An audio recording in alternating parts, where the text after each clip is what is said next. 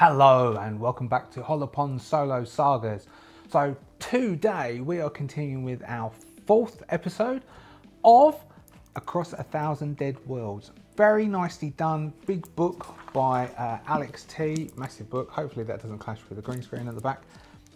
Really full of very cool rules. It's a bit crunchy. There's lots of bits to get your head around, and so whilst watching this you will see that I will get things wrong, but it's very cool. So what happened for our hero, Mark?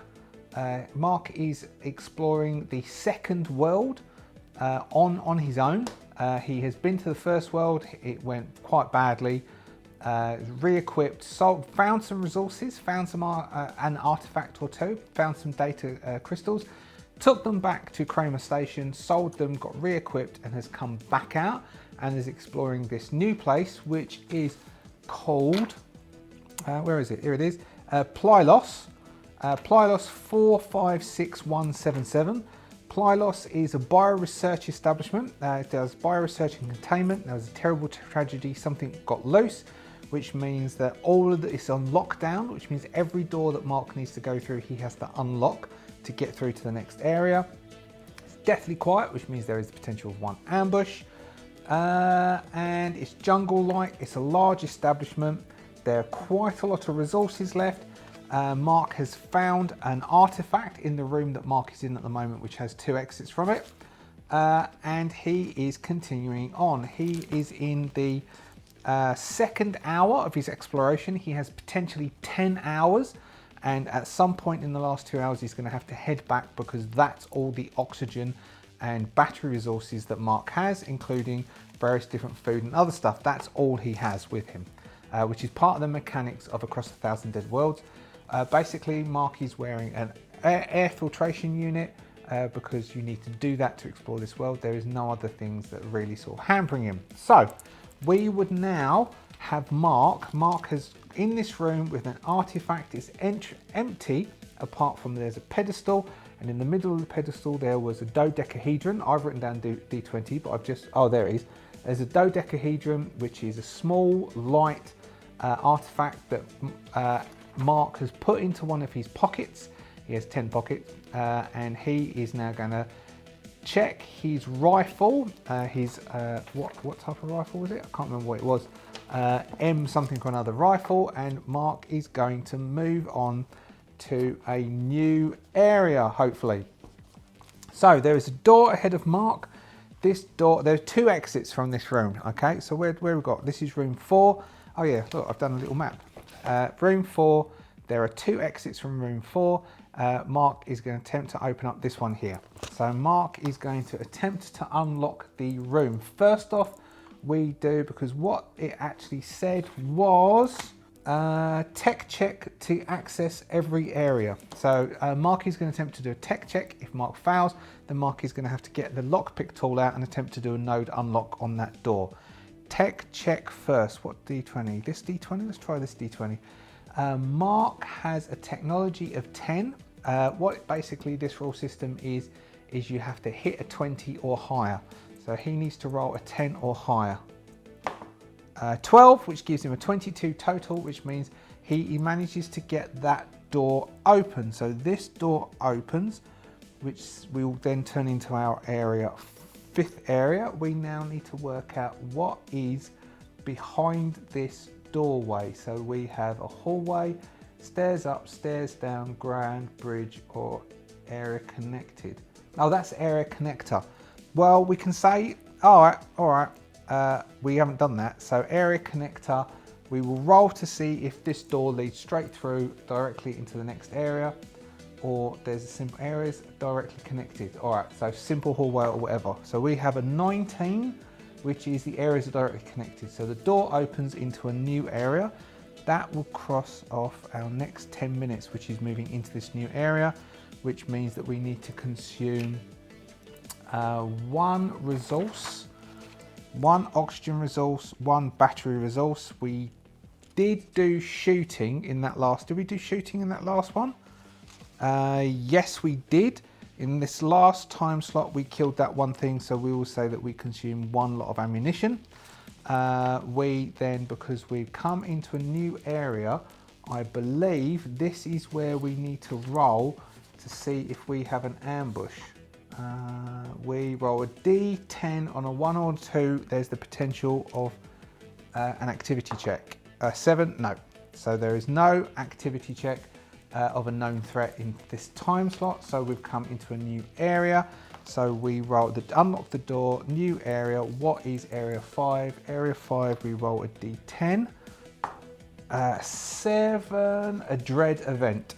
7 is a dread event. So we move into this area, we will have a dread event, and then we will roll for what the area location is if need be. Dread event, here we go, D20. Depending on what this area is and what the dread event is, a 2, what was that noise? Is something lurking around that corner? All characters gain D4 stress. We haven't had that much stress during this, so we get D4 stress. We can do a resolve check to see if we only get 1. Mark has a resolve of 5. No, so Mark gets D4 stress added on, which works out to be 2 stress. So Mark's stress goes to 12, which would amount to, so having a stress of 12 we're still okay until we hit 15 stress. And once we hit 15 stress, we're performing everything at -10. So then we're going to have to try and work out how to reduce our stress. So we start to hear something. So because we're coming into this room, we are going to roll verbs. D100. Sorry, these dice don't match. 66. 66 gives us foretell. Foretell isn't a very useful verb. Not for describing the area. 56. Exchange still doesn't help. Let's go for something. Medical research. Let's roll D20 in the medical research. Is a 2. Injury. All right, so this area that we've moved into, this room area that we've moved into, is so foretell, exchange, injury. It's very clean. It's very white. We're not too sure what there used to be in here, but that gives us the feeling of some kind of a medical area. If this was some form of medical area that things happened. Foretell, exchange. Maybe there's a way of telling the future in this area and being able to know when someone was going to hurt themselves before they hurt themselves. So we would then want to know about any exits from this area. So that is area 5. Maybe there's no exit from this area, and then we'll backtrack back round.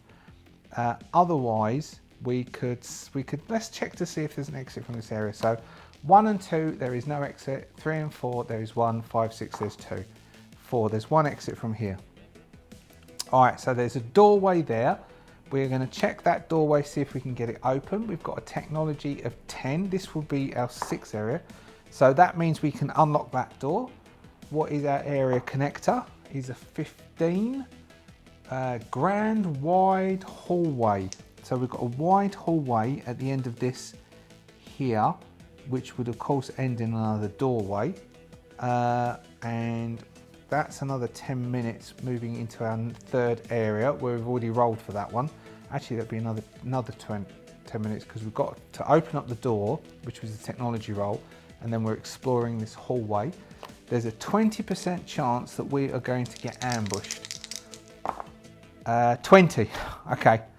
So that is an ambush. So we are ambushed. So we would roll.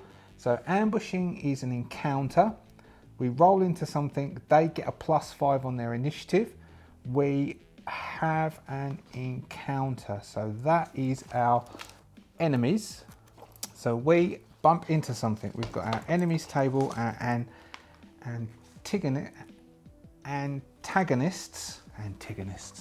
All right, so we open up. So this is in the hallway, isn't it? So this is as we enter the hallway, we come into the hallway, and then we need to see what difficulty this encounter is. It is a 19, which is overwhelming. All right, we might need to. So we did say that each area we were moving stealthily, didn't we? Yes, you did, Peter. You're quite right. So we'll add a tick, and then we're going to make a stealth roll. Oh, that's not bad. That's a 28 stealth. I can't be expected to remember to do that each time. So this is overwhelming. So we've got a one-person crew, overwhelming, which is a D20. A 3 is one overwhelming creature. There is one overwhelming encounter. Okay, so then we roll on the site encounters table where we have 8 potential encounters. If it's a new one, we will roll it up and then I'll come back. If it's an old one, I'll roll it up and then come back. A 4, okay, this is another one of those kales, a kale, but this is an overwhelming one. So I'm going to roll an overwhelming cow, which is one of those hornworms. It's cat size, and then I will come back to you imminently. Enjoy. Okay, so what we're doing is we are fighting an overwhelming cow. The cow was the house cat size horned. Oh, I've got some noise starting. Okay, I will come back when the noise next door cuts off. I don't know if you can hear that. Yeah, you must be. All right, I will return. All right, hopefully they've finished making noise. Even if they haven't, we're going to keep going anyway. So we're fighting against an overwhelming cow. The cow was the horn cat size crystalline thing, metallic horns that we were fighting last game. But that one was an easy one, a weak one. This is overwhelming. Chances are we're not going to do very well against it. It was an ambush, if I remember rightly. So I've drawn up the table. So we've come into the corridor. It's at the end of the corridor. We're over here. We need to roll a D4. I'm going to go quick because I don't know how long. 3. So this is the area of cover. Our rifle has a range of 2. We're going to need to move there to get a 2 shot on it. It has a range of 1, I think, of us for its throwing things. Otherwise, it has 2 attacks per turn, I believe, and it can also do various things like it can make us feel like we're suffocating, but we're rolling the table. So, first off, we have initiative. We are the red dice, it is the green dice, it gets +5. It goes first. Okay, it goes first. We will roll, it gets 2 attacks. So it's just going to attack us. So it gets 2 attacks. 2 attempts to do something, I will assume. So we've got use any abilities it has, use a main attack, maneuver, change targeting to avoid surrounding or to leverage power, use a special ability, use a piece of gear if applicable.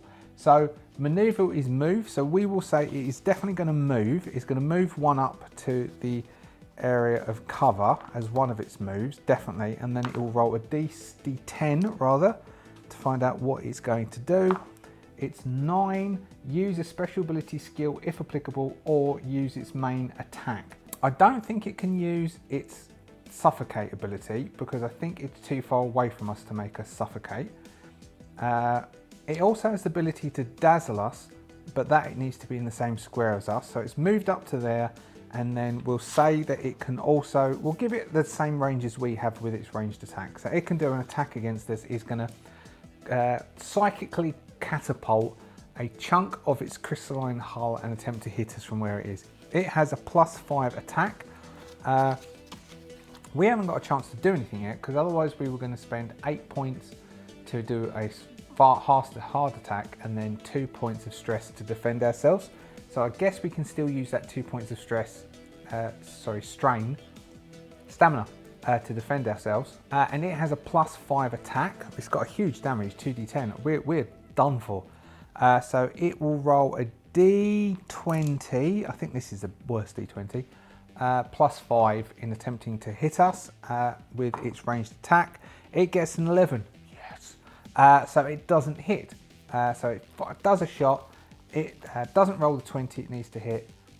Is that right? Oh no, it's the attacker rolls the attack whilst the target rolls a dex check. If the attacker rolls higher, they score a hit. Targeting an enemy in your melee range is a -2. So it rolled an 11. We now have a dex of 10. We rolled 21. So we dodge its shot. That's it. Oh no, it gets 2 attacks. So it's moved, done 1 attack. It does 2 attacks per turn. Well, moving is an action, which it must be because 1 is maneuver. either to change targets or to avoid being surrounded or to leverage the terrain or situation, so it moves. So its first thing was to move, its second thing was to throw its thing. We now get to go. We are going to stay where we are so we've used 2 to hunker down, and then we will use 10 to do a heavy shot against it. It is in cover at the moment. So because it is in cover, it does a dex check. Its dex is 14. Wow, it rolls a 32 dex check. We now have got a 32, and it's in cover, which is a 37. We have a 10 plus, 10. We get a 25, so we shoot and we miss. This thing is good. Okay, how do we run from combat? I think running from combat, we will just exit the combat. We are considering exiting the combat because this thing, I don't think we've got... We could try moving closer and throw a grenade at it. That's something we could do. We've got 2 grenades. They do 2d20 plus our d10 base damage. So that would be 2d20 plus a d10 damage against it. There's potential. Anyway, its turn. I think it's going to move up because it's going to want to use its suffocate ability on us. But we'll roll on the table. So its first attack is a 2, use any abilities they may have or attacks normally. So it's got a suffocate ability. So let's have it move up and do a suffocate. And a suffocate on us will cause us to feel like we're suffocating, which means that, we've got a face model. We feel like we're suffocating. We lose 1 con per round until we die at 0 con. So we start off that it will move closer, so as it can do its ability. So it's now moved up to here. That will say its first turn is moving up so it can do, and then it uses its ability, which is suffocation, which means it's going to make us all of a sudden start to feel gagging as though we're suffocating from where we are there, which means that we are temporarily going to lose 1 con. So we temporarily go down to 9 con, and I guess that's when we break sight with it, it can't do that anymore. That's what I'm going to decide anyway. So it's our turn. We can throw a grenade. So we can just throw the grenade into that area where it is. I don't think we need to roll anything because we're using the grid fashions like this.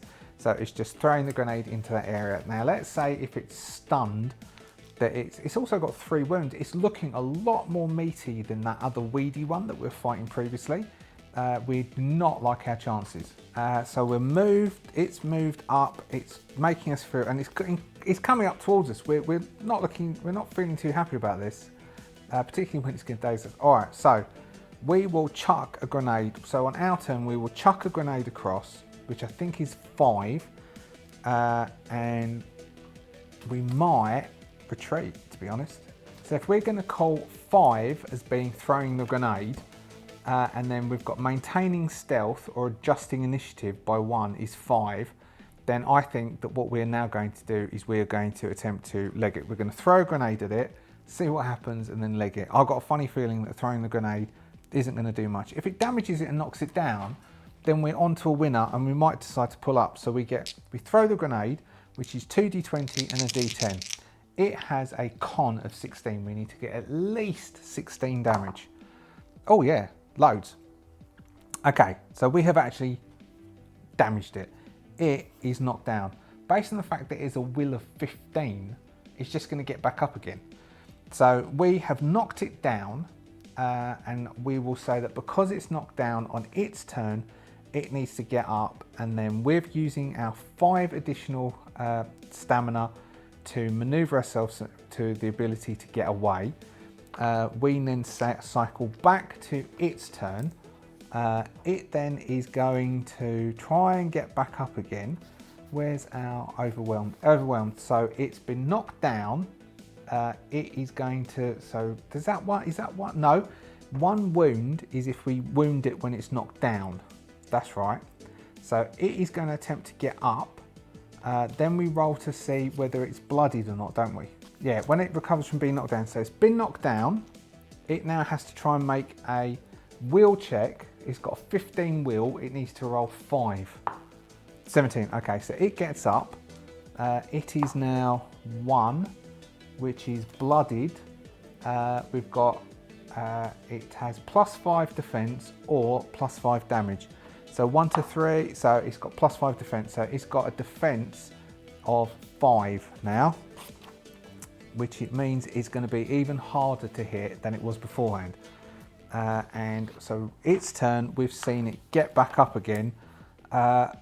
We will then give it a chance to attack us because it did get up, which is a D10. It can't move, but it can attack us. A 5 uses its main attack, so it's going to attempt to shoot us again. We're the red one, it's the green one. It gets a 10, a 5 plus a 5 attack, which is a 10. We get a 10 for our dex plus a 9, which is a 19. We dodge it, but because we've come around to our turn again, we lose another counter because we're gasping for breath. I think on our turn, we are going to just leg it out. Now, let's make that a, I don't know, it feels like we will spend the whole of our stamina, 10 stamina, to get out. We will give that a +10, so that's a dex of 20. We will give us a chance to run away. It can try and hit us as we run away, just to be fair. So we get, we're spending all of our stamina to leg it.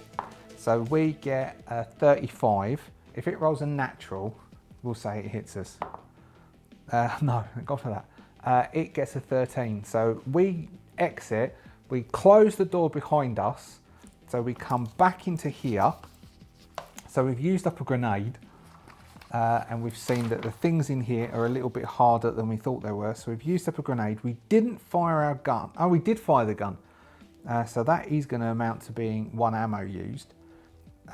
We have retreated in. We are going to say that that was 1 time slot for the fight, 1 time slot for, so this is this bit here, big worm. So we know that in here, there is a massive worm. We can't go, if we go back into there, there's a potential of hitting a massive worm. So we're back into room 5, then we'd move to room 4 and we'll try that other door, which will be a time slot to move around stealthily, giving us a 27 for stealth. And when we come back to the top and we need to consume resources as we come back to another hour time space, we roll a D10. On a 1 and a 2, we're there we go. On a 1, we are ambushed. So we have got a 27 for ourselves.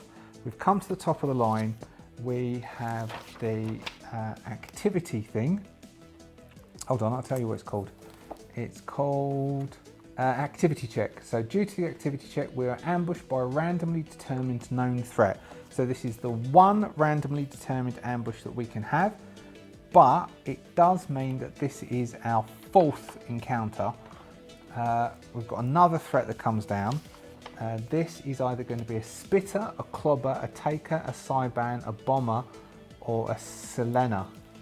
I have no idea which is the worst one of those to actually face. Known threats. All right, what do we got? A 3. 1, 2, 3. I think this is a taker. This is a taker. All right. If we defeat this, we get a commendation, which is pretty cool. Known threats are not randomly generated. Each one has a fixed stat block, very specific set of skills and combat behaviors as shown in their unit combat values. They're all considered elite enemies. All known threats fight relentlessly to death and will not flee under any circumstances. Since known threats always ambush the PC, they do not have an awareness stat. All right. So we will reset this thing. 1 to 4, where the cover is. 4, the cover is where it is.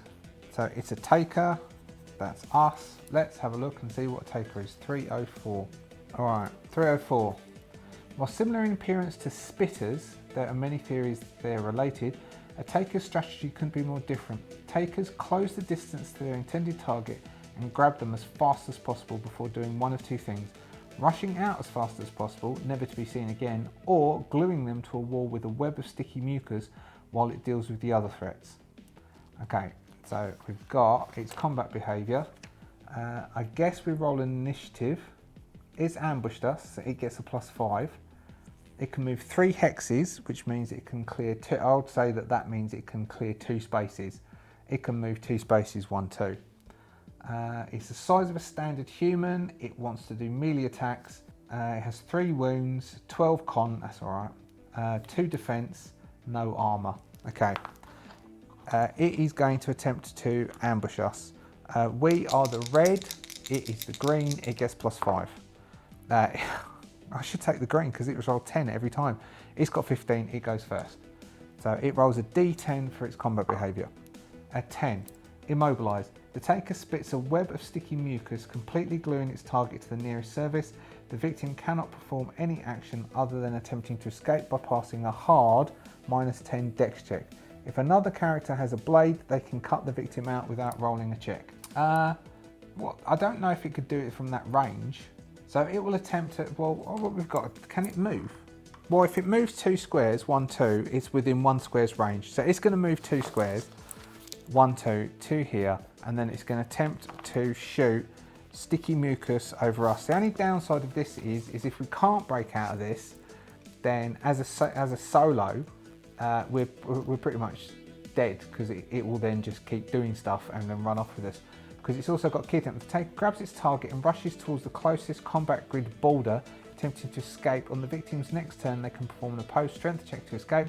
If the taker is knocked down, the victim escapes. After grabbing a victim, the taker will not perform any action other than rush. Basically, it will attempt to take someone and run, escape. I don't know what happens then. I assume, as it basically says, at which point they'll both be gone forever. That's it. It's the end. The taker randomly picks the target and then runs. Okay, so it's shot sticky glue at Mark. I'm going to give Mark an advantage to this test because Mark's solo. Well, Mark's no longer suffocated, so Mark has got his 10 con back. We've got 3 luck. What do we do with luck? Can we spend all of our luck and pass this test? I think we can. I think we can use all of our luck to survive what would be a fatal attack, and this would be a fatal attack. I mean, this is going to make good footage for our blog thing. Luck. Can spend 1 luck to re-roll any damage roll or failed check. Spend all their luck to completely negate a killing blow. All right, so we could either try and do the test, try and pass the test. If you roll a natural 20, we've passed the test and we break free, which is, what does it say? Other than attempting to escape by passing, okay, and that would mean we'd escape and then it does its next attack. So we could attempt to pass the test, and if we fail the test, we can just spend the rest of our luck to break free. How's that? So we'll attempt to pass the test. What means we need to roll in that 20? No. Okay, so we're going to spend all luck. Mark has spent all of his luck attempting to dodge out of the way, and he dodges clear, and he spent all of his luck to dodge clear, and he's not in the glue. The glue has hit the wall next to him, and he is out. It is then going to attempt to do another attack on us. So we then roll round. So that's the first action. Next turn, a 6. Unnatural reflex. The taker increases its initiative by 1. It was already first. So it is going to dodge around and we'll say it's like it's in cover, it's -5 to hit. We will potentially, I'm thinking of lobbing the other grenade in and knocking it down. So we're going to do that. What's its wheel? Its wheel is 12. Theoretically, it could fail this. We are going to, on our turn, take our last grenade. It's 5 to throw a grenade, so we're going to use 5 on our turn. So this is turn 2. On our turn, we're going to take 5 as a defense, and we're going to take 5 to throw a grenade in, which is 2d20 and a d10 base. So we lob a grenade into the square where that taker is, which is in this room. We do 24 points of damage, which is more than its con, which means it is knocked down. If it gets back up again, hopefully it will get knocked down again. It's got defensive 2. Defensive 2 means it's 2 harder to hit, but a grenade just blows out the area. It's got 3 wounds, so it's knocked down. So it's next, so we now roll over. So we've lobbed that, we're now on our bit. It's now top of turn 3. It is going to attempt to stand up. It has a will of 12, so it stands up. It does not look happy as it stood up, and it counts as being 1, 2. It's bloodied, so it's got +2 defense, so it has a 4 defense. And that was its turn. It stands up, which is turn 3. It's now our turn. We've got no grenades left. We're all out of grenades. Should have bought more grenades.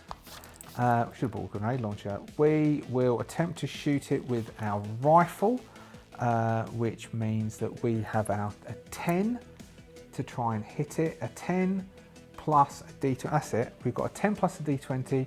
It has dex of 14. It's got +2 defense. It's got +2, so it's got an 18 plus that. So it rolled. Oh, it dodges us like anyone's business. We need to get out of here. This is not looking good. So it goes on a lots, and we get on a not as much. So we open up on it, and it dodges around. It then has. So that's now we're on turn 4. We're gonna have to try and leg it. Turn 4. It's got combat behavior of a 1. Slash, the taker attacks the closest character with its sharp claws, dealing a 4d6 damage. So it's closed into the same square as us. So it's closed into here. We are now going to have to do a sort of a dodgy stealth roll to try and get out without it hurting us. We'll have to bung everything in to get out. It is doing a combat attack on us. That is a melee combat. The attacker gets a +2, so it is +2. So we do a combat attack against it. It's doing a close combat attack. We've got a 5 on us, so we get +5. It gets what's its attack? Attack is 5, so it gets a 7. So it's on +7. We're on +5. We get 23. It gets more. So it does 4d6 damage on us. So it comes in with claws, a slashing. I've only got 1d6 here.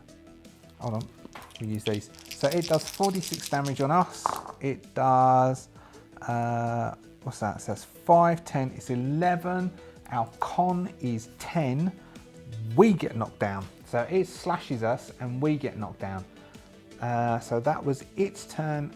Our turn, we attempt to stand up, which costs stamina.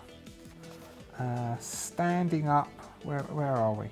Recovery check is spending 5 stamina, so we could stand up with 5 stamina and then we could try attacking it, which is 5 stamina, but it's doing quite good against us. So we will attempt to stand up, which is going to cost us 5 stamina, which we've got a will of 12. 12 and 12 is 24, so we can successfully stand up. So we recover and we stand up. We will attempt. So we've stood up, successful, that's 5. We've got 5 left. We could try, we can't escape because we're going to need to spend all of it to escape. So that needs to be, we can't recover on that bit. So we will attempt to stab it up. So we get +7, it gets +5 because we've got our combat knife. So we get +7 gives us 19. It gets +5 gives it 16. The knife is just a D10. So we get a D10 plus a D10 for our damage. It has a con of 12. 14. Wow. Okay, so we stab it, it goes down. That's amazing. I was not expecting that. So that's on our turn. So we've got turn 5. It's down at the moment. Do we get to do a roll again if it gets bloodied the second time? I wonder if you can be bloodied twice. Anyway, so it goes down. Its turn. It is going to attempt to recover from being knocked down. If it fails to recover, that will give us an opportunity to leg it, and we can say we leg it without needing for it to try and get a hit on us. So it has a will of 12, +7 is a 9, which is 19. It fails to stand up, so it does not stand up. So we are standing over it. It hasn't stood up. Is it a minus to stab up? If it's down, do we get an advantage on it, stabbing it up? I would expect that it can't defend itself because it's laying on the floor. They can only move 1 hex per turn, cannot spend any stamina, and if they are hit while knocked down, they receive a wound. So the only stamina I think you can spend, if the damage total exceeds the con, the target is knocked down. They can only move 1 hex per turn, cannot spend any stamina, and if they are hit, being knocked down only ends with a recovery check, pass a will check and spend 5. Okay, so if they can't spend any stamina, they can't defend themselves and they can't do any attacks. So we can just try and stab it up. So we stab it up, it gets a wound. I mean, all right, I'll tell you what we're gonna do. If we move out, it means we can't escape. But, because it failed, what was that? 1, 2, 3, 4, 5. So we're on turn 6. So Mark is gonna move away from it. So it's gonna have to try and close distance with it. So Mark now moves over to here. Mark is now gonna attempt to shoot it. I don't think Mark can miss it. It can't make a dex check, can it? Because it can't spend stamina to defend itself, I don't think, because it's on the floor. So I think Mark just automatically shoots it as long as he can do the damage to defend it. So Mark is going to move, and then Mark, I think that's that. I mean, I'm not too sure. I'm not too sure. Like, if this is wrong, put it in the comments, because I'm not too sure, but I'm going to go along with this way, because then Mark might get to defeat this taker. Which he shouldn't be able to do, should he really, on his own? That's just insane. He should leg it from this. This is insane. I wish he had one of his grenades. He could chuck it at it and then really hurt it. So he's going to attempt to shoot it. If he fails, he's going to feel like an idiot because he's then going to have to get past it to get out. So he is going to do a heavy shot, which is a D6 plus a D10 plus 5. It's got a con of 12. So what's that? So that's 7 and 7 is 14. So he beats the con. So he's hit it, he wounds it. So it goes down to 2 wounds.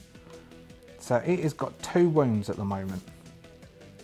And it's still down. We're now down to the next turn. It is going to try and get back up again. Oh, it fails again. It fails again. So it's got a 15 total. No, hold on. What's its will? Yes, its will is 12. Plus 3 is a 15. So it fails again. So we roll another d6. A 6 means it's overwhelmed. It's on -2 defense. So its defense goes back down to 2. So it's easier to hit now because it's down on the ground. No, because it failed. It failed, so it doesn't do that because it's still rolling around on the ground. So its defense is still 4, theoretically, if it can get back up again. But it's failed. So it's down on the ground. Mark's like, what the hell? This is insane. It's flailing around on the floor. Maybe it's got caught in its own glue.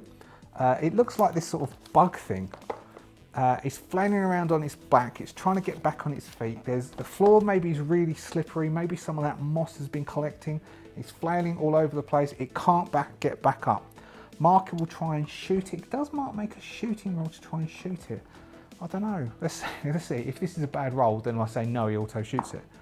Yes, he does. He does have to make a shooting roll, and it's a really good roll, so he hits it. So he shoots it. It's on the floor. It's flailing around. He also did another heavy hit. He's saving 2 to defend himself, which means he's got a D10 and a D6. That's a 10 plus 5 is a 15 plus 1 is a 16. 16 beats its con of 12, which means that he does another hit on it, which means he's done a 2nd wound on it. It's now down to 1 wound. Next turn, it tries to get back up again. Where are we? We use you. It tries to get back up. It succeeds in getting up. Okay. It's got 1 wound left. It stands. Is that its turn? I think that's its turn. Its turn is standing up. So that's its turn in standing up. Mark is like, oh shit.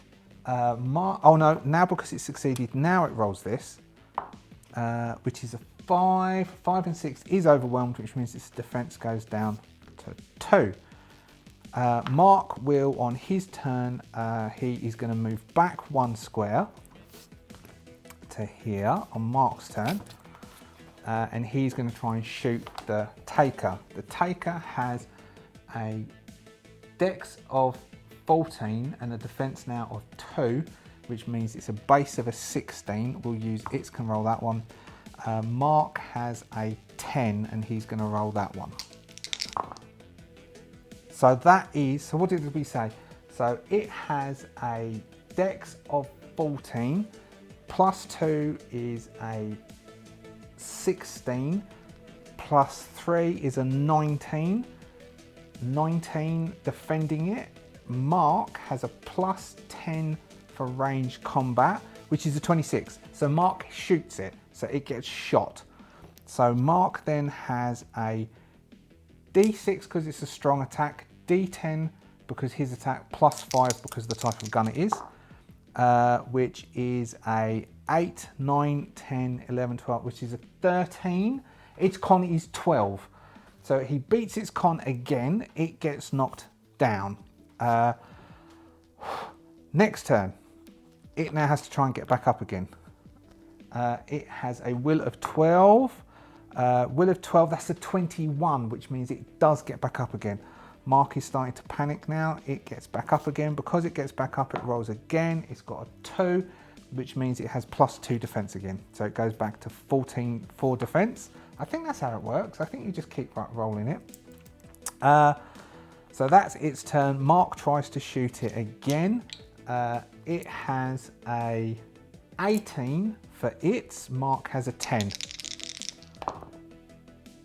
Mark misses, so it gets a 36 and Mark gets a 25. So that's Mark's turn. So now we're back turn around again. Now it gets to do an attack. 5 unnatural reflexes. The taker increases its initiative by 1, so its initiative goes up by 1. So it starts to move around, which isn't really going to make any difference because it went first anyway. And then Mark gets to try and get another shot on it. You can use this one now. So Mark is going to try and shoot it. So it gets 3 plus 14 is 17. 18, 19, 20, 21. Mark gets 20. All right, so it just dodges. So how can Mark, what does Mark need to roll to hit? Mark needs to roll, so it's got a dex of 18. Mark needs to roll less. So it gets its attack, it does a 4, which is another slash attack. So it is going to close distance into the same square as Mark, and then it is going to attempt to do a slash attack on Mark. It has an attack of +5, +2, 7. Mark has an attack of +5. So Mark is going to attempt to attack it. It attacks him. Mark is the reds. Mark is the red. Yeah. So Mark attacks. Mark hits it. So Mark hits it. Mark does a D10 plus a D10, 2D10 damage on it using a knife. Mark only gets 3, so Mark doesn't injure it by any way, stretch of imagination. Then it's Mark's turn. Mark is going to move 1 sector back to here. Mark's going to try leaving now. Mark thinks this is it, he's leaving. He is going to attempt to shoot it.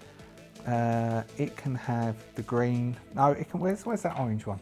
It can have this orange. It's got the orange, Mark's got the red. It at the moment has a defense of 18 or 16, I think it's 16. No, so Mark doesn't beat it. It dodges Mark's attack. Next round, God, 1, it doesn't, it charges in again. So it closes space to Mark again, attempting to shoot, stab up Mark. It's got +7, so it gets a 9. Mark gets a 12. So Mark stabs it. Mark gets 2d10 damage on it. He's going to have to try and leave. Mark hits it. It goes down. Mark stabs it. It goes down. Is Mark going to leave? No, Mark will back out this turn. He's going to come back on his turn. And Mark is going to try and shoot it again. It is on the ground, so he's backed up. He's going to try and shoot it. I don't think it can dodge this, and this might kill it. If he does the damage on it, it kills it, because it's only got 1 wound remaining. It's on its back, so he stabbed it up on his turn. He's going to retreat back out, and then he's going to attempt to shoot. 16, we'll say, it hits. So what's that? That would be a 26. A 26, we'll say it's got a 0 dex, which is a 15, so that doesn't save. Mark does a D10 plus a D6 plus 5. He needs to get higher than 12. He's got, what's that? 7, 7 is 14. Mark shoots it and the taker is shot and killed. And I think I have possibly fudged that like anyone's business. How long did that take? That is done. So what do we get? So it says, I mean, if that was terrible and in my favour, I do apologise. So 404 is a commendation. What does that mean? I'm going to look it up and then we'll close with Mark panting over this body of this weird sort of cockroachy type thing. For every confirmed kill of a known threat, the crew earns 1 commendation. Page 404. That is page 404. Oh, here we go. Vimanic Tech. Vimanic Tech is the ultimate technology available at Kramer Station. These very tools, weapons and more can help solve almost any issue a deep diver may come across. They represent the best humanity has to offer after years of studying Asahi sites and technology. Because Vimanic Tech cannot be purchased, each piece cost is expressed in commendations. The character earns 1 commendation each time they defeat a known threat. These items are always a single purchase.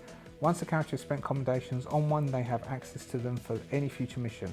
So that's like, some of these cost 50, is that 50 commendations then? That can't be 50 commendations. Each piece's cost is expressed in commendations. 15 commendations, you would have to kill 15 known threats to afford a subdermal cardiac patch. That's a hell of a lot. All right, we get 1 additional encounter. Our 1 known threat for this, our 1 known threat has been done. It's an encounter has been done. So we've not got another known threat to come. And we have 1 commendation. We need to kill another 14 of those to afford the cheapest thing possible. Okay, so we are, Mark is who got knocked down, but then got up again.